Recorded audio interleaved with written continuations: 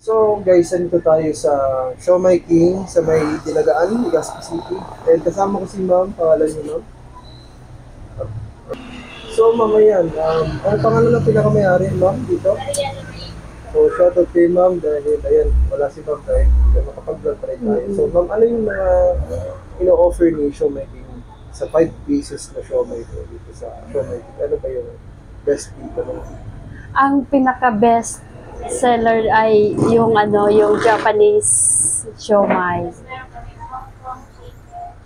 Hong Kong, Hongkong Siomai. Hong Kong siomai. And paano naisipan niyo yung combo na may rice? Kasi maraming mga vloggers na na gumagamit, ay kumakain, sorry, yung kumakain na may rice talaga. At sinasabi natin, combo rice, na may siomai na siya, parang may ulam na, parang ano, bakit ganun mo?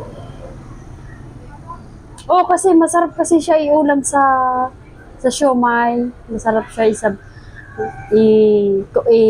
isama talaga sa siomai. Kahit anong flavor ng siomai.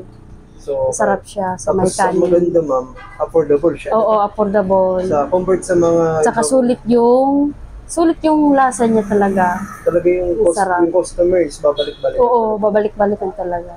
Kaya ano masasabi mo sa kanila ma'am, sa lahat ng viewers natin dyan, na gusto mag-try ng siomai?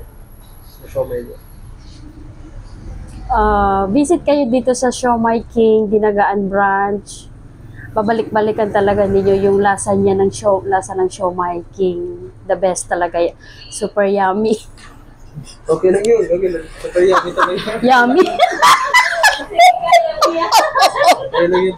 Kasama na yung sa vlog yun. So, ayun guys, ano lang dito, normal lang na store siya, tapos napakaganda yung environment nila. So, wala Oo. pang mga, parang first vlogger pa lang ma'am, pumunta dito. Oo, ikaw pa lang yung pumunta dito. So, Buti nga may pumunta dito. Okay. Kasi may Hindi ka na nga inubigit. wala naman dito ma'am. So, Kaya nga ni. Sige, tara. so meron tayo papakilala dito yung talagang nakawak na